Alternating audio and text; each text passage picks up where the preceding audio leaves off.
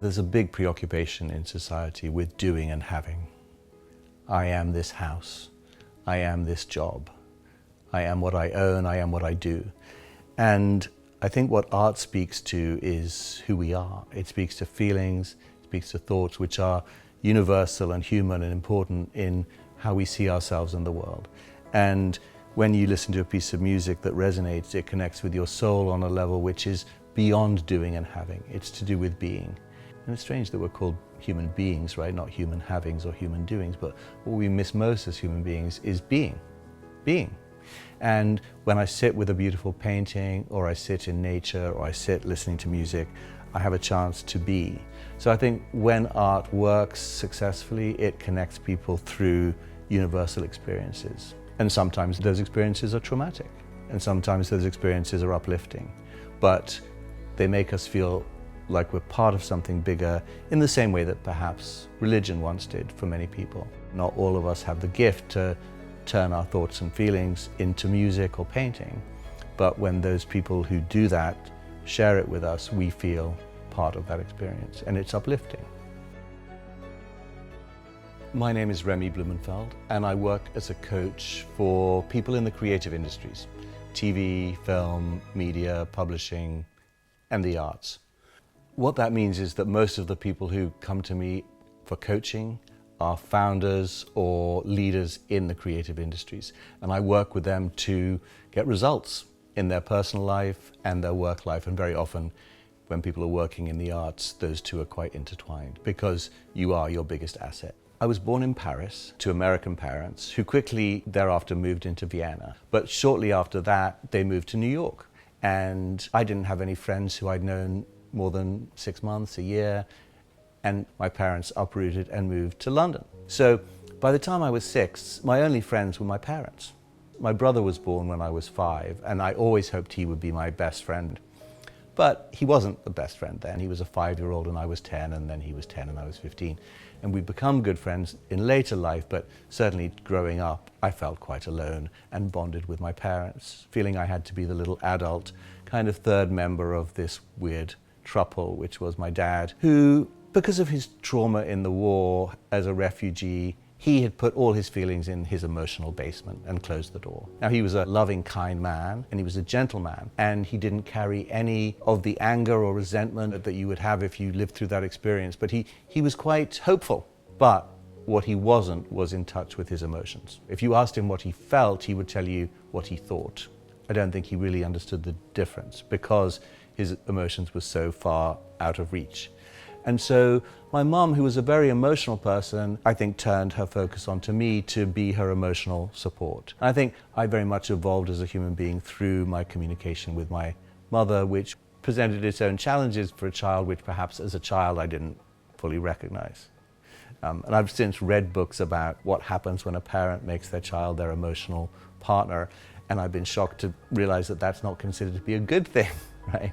Because she also was someone who spoke English, who was now living in Paris, living in Vienna, so naturally she turned to me to share her thoughts and feelings with, as she does to this day. And it's a precious thing and a valuable thing, but it's definitely something that was formative for me as a child. I think what happened when we moved to England was something quite different, which was now we're in a country where I'm completely a fish out of water.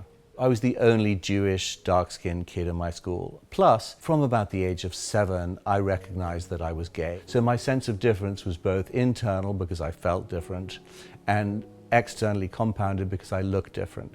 And so at prep school, people called me Paki to refer to the fact that they thought I was Pakistani, but later, once people knew I was Jewish, then the anti-Semitism came to the fore. So I experienced kind of a sense of being othered as a child through how I looked and how I sounded. Plus, my parents were proudly artists. My mother dressed like a gypsy, my dad drove an old rusty car. I didn't fit into the kind of middle-class Cambridge society in which I was being educated. So I definitely felt different and not necessarily better than. And I think we all grow up with a conditioning that we inherited from our parents. It's, again, it's not genetic, it's not biological, it's just who they wanted or needed us to be in order for us to fit into that context. And it's one of the first questions I always ask clients. Who did you feel you had to be in order to be accepted and loved and safe in your family? And for me, who I felt I had to be safe and loved and accepted was extraordinary. On the morning that I was born, a month or so early, my dad, who was a writer living in Paris with my mum, who was a sculptor, wrote me a letter for me to open on my 18th birthday. It said, "Dear Rémy, when you open this, by now, we will have probably written a master novel, composed a symphony, created a masterwork of art, or created some other extraordinary artistic accomplishment." That was the first line of the letter. And when I tell this to friends, they're somewhat surprised, because that was a lot of expectation to put on a little baby that was struggling for life in an incubator. But I think my dad, if he could have replaced the word love in a sentence for another word, would have chosen the word expectation. He felt love was having high expectations for somebody. His expectation was that I would achieve things in the world of art, specifically the visual arts, possibly music, but preferably the visual arts, or maybe writing. There was no chance in his mind that I would be an accountant or a banker or a lawyer or a designer or anything that was not purely an accomplishment, an extraordinary in the arts. I felt I had to take care of my parents' needs because I was the first child and the only child for 5 years, and I had to be adult and extraordinary and accomplished and have other people think that I was extraordinary and accomplished, because that also was important to them feeling validated. But that definitely was my survival strategy. And we each have a survival strategy that we learned from our parents, who we had to be as children in order to feel safe and loved. And very often, that survival strategy doesn't change as we grow up. We just subconsciously continue it, thinking that that is what it will take to be safe and loved and protected. And mostly with clients, they're quite surprised when I ask them, "And what is your survival strategy today?" Age 30, 40, 50 or 60. And the survival strategy is exactly what they were programmed to have as 5-year-olds.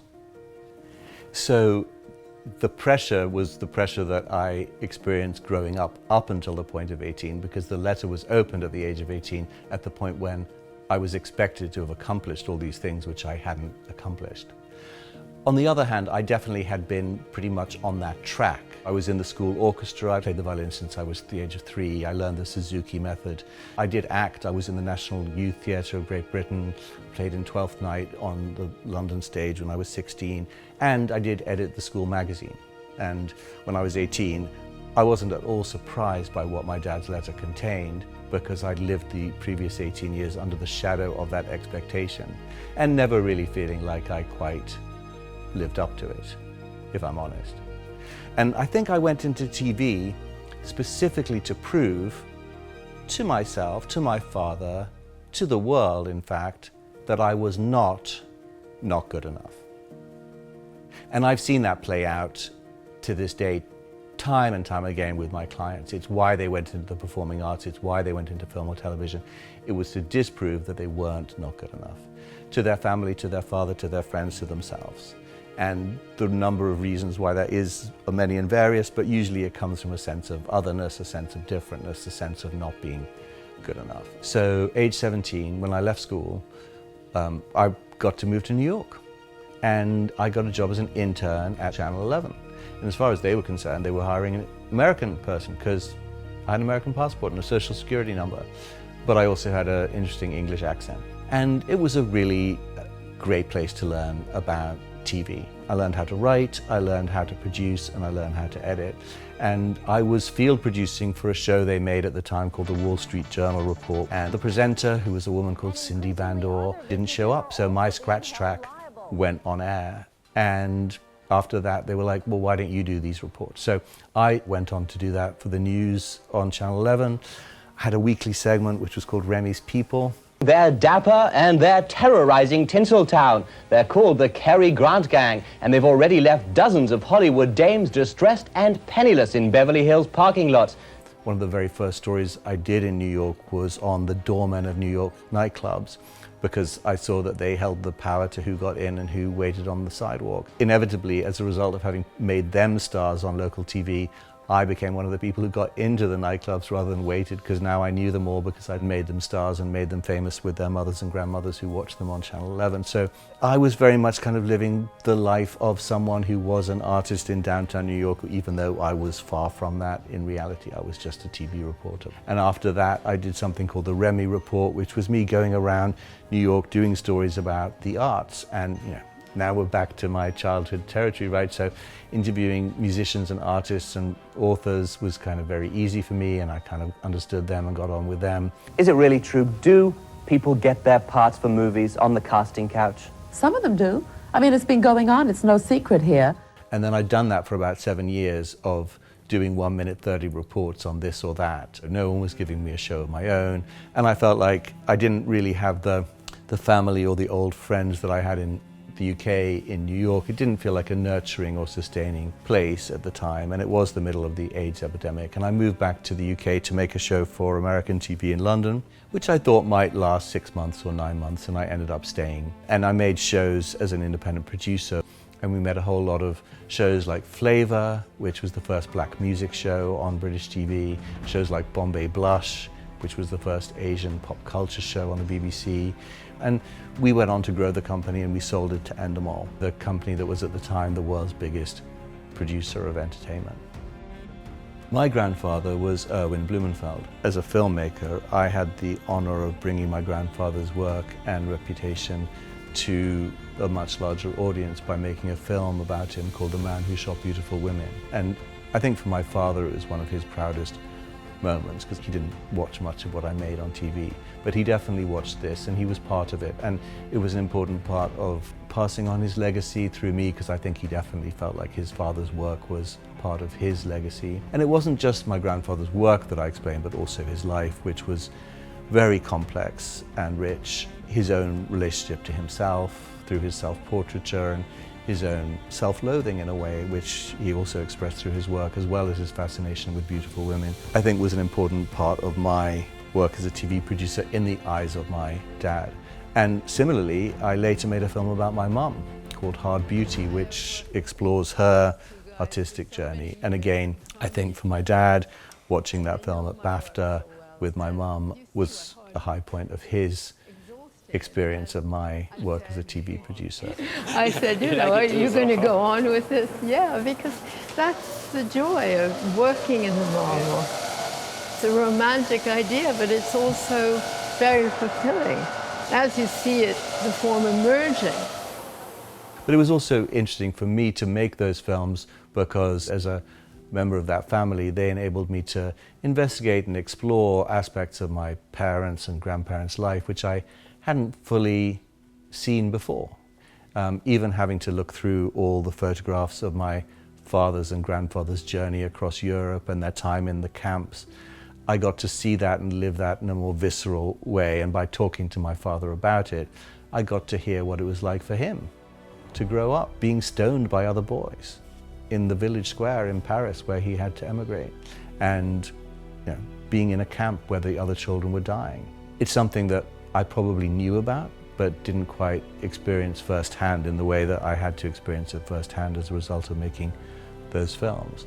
And I think I also did engage with my grandfather's artistic legacy in a way that I hadn't before, because I interviewed living photographers like Solveig Sundsbo and Rankin. What he was doing really is totally revolutionary, the way you work with the models. One of the main things that he did for photography that lasts to today is the fact that he took the rule book and he threw it firmly out of the window. I could see very much through their eyes and through their examples how profoundly he had influenced photography up until this day in a way that I had always thought possibly was just part of the family legend before that, because people always say great things about members of their family who died. But here I was in this film interviewing strangers who were telling me about how important my grandfather was, and I think that brought it home to me in a whole new way. I think we all grow up with a sense of what is possible that was handed down by our parents and grandparents, right? Because if my father was only ever a coal miner, and my grandfather was only a coal miner, and my great-grandfather was only a coal miner, then it feels like it's going to be hard for me to do anything other than be a coal miner. Not impossible, but hard, because I don't have any examples of that in my family. In my family, I had an example in the form of my grandfather of someone who'd lived an extraordinary odyssey. And then I have my mum, right? My mum had studied philosophy at Columbia. She'd gone to Oxford. She thought she was going to be a professor. And she became, as a woman at the time, which was very unusual, a very successful artist, and she is to this day. I had my dad, who by the time he was 11 had learned 5 different languages. He grew up with a Dutch mother, a German father, moved to France, and then moved to America, and graduated in English at Harvard. In that small circle of people around me, my father, my mother, my grandfather, I had extraordinary examples of what was possible in the world. So for me as a 17-year-old to move to New York and get a job hardly seemed groundbreaking. I often ask founders to list their assets, and they'll list the lease on the building and their library and their catalog and their contacts, and they won't say me, because we're invisible to ourselves. We define ourselves as I. And the I in the creative industries can be quite enormous and all-encompassing, and yet we are all a multiplicity of selves. I'm not one fixed entity. I'm my childhood self, I am my intentional self that's here talking to you, and with an artist, I'm my creative self, but I can also be my agent, my manager, my publicist, and we need to separate out those different parts of ourselves, because if you spend all day in the studio working on something and expect it to sell itself, it's not going to happen. The world of marketing and commerce exists in a separate world from the world of creativity. And yet even for an artist who wants to sell commercially, that dichotomy between the person who creates and the person who has to communicate that to the world and sell it is still there. For instance, my mother, who's a sculptor, she goes into her studio in the middle of the night and she works in clay, which is wet, and she works in a feverish, dreamlike state, and then comes back the next morning to look at it and say, this works or this doesn't work, and very often the clay gets put back into the clay bin. So I think you need to be able to be many different people when you try and create something, because otherwise you end up just being a child who makes prints and puts them on the wall. And most people in the creative industries want, on some level, to be commercially successful, want their businesses to thrive, but also want to give space for that creative part of them. And both, by the way, are equally problematic, because that balance is a tricky one to negotiate. You can be a creative person who gets in touch with the business side and the commercial side, and then that takes over, and then you have no joy in your business because now you're just marketing and selling and you're not doing the bit that brought you in the first place. And then the question is, how do you bring the joy back and the creativity and put you back in the seat that you came into this business to love and to own? But very often the reverse is true too, and you get people who are painting all day in their studio and wondering why the canvases aren't selling. And that's because they don't have a marketing person, and they don't have a manager, and they don't have a gallery, and they're not giving equal attention and energy to that other world, which is commerce. How we see ourselves is everything, right?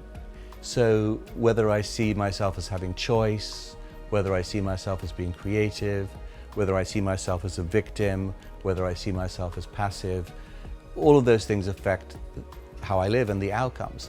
You have no idea how many times people say to me, I'm just not patient.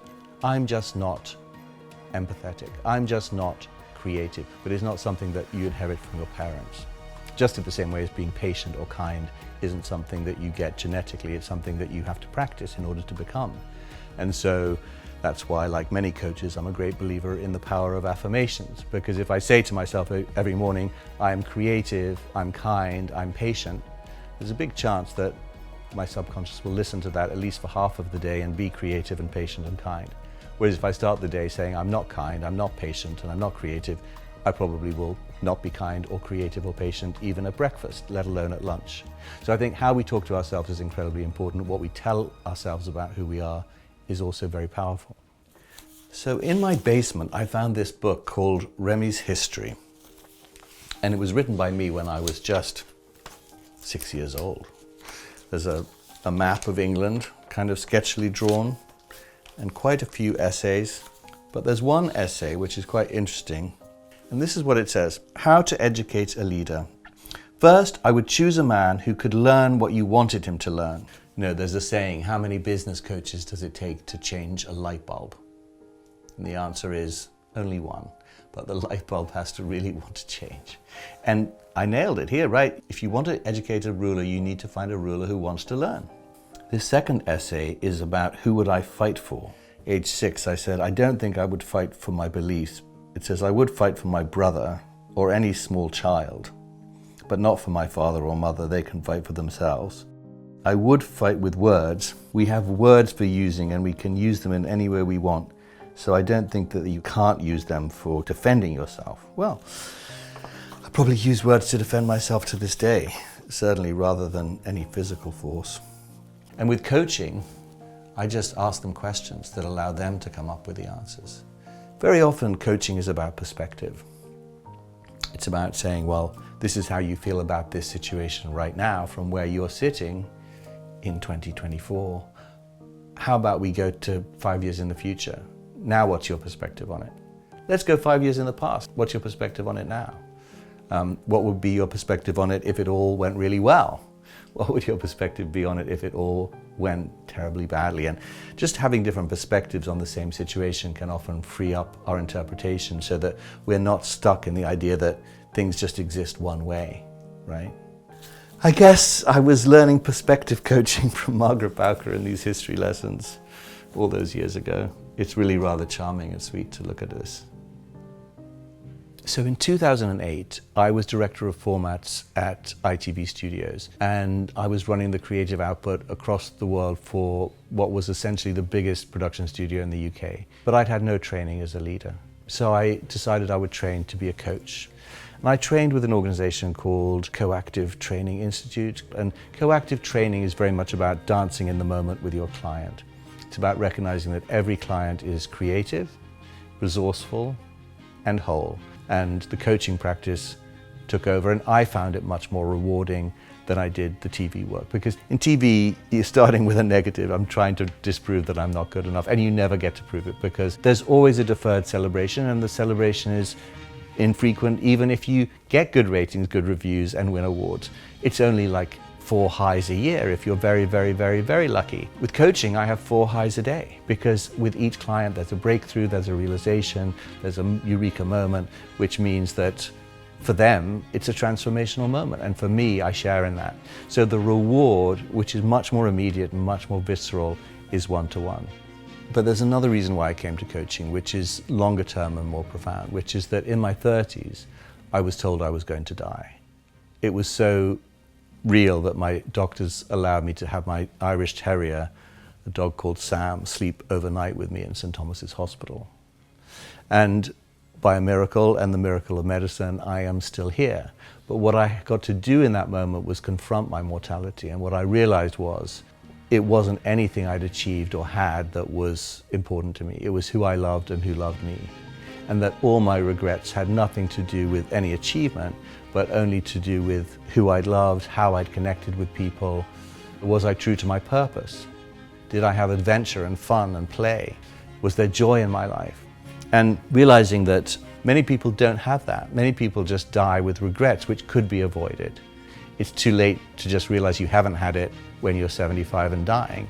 It's not too late to do it when you're 60 or 50 and you're working with a coach to figure out, how could I die without regrets? So I think in my 30s, my purpose, my life purpose became to live and die with as few regrets as possible. And becoming a coach, I kind of enlarged that life purpose to be to live and die with as few regrets as possible and to support as many people as I can to do the same. Because if I've only had 1,000 clients by the time I die, but 1,000 people die without regrets, that will make me feel a lot more happy than 1 million people watching a program I made.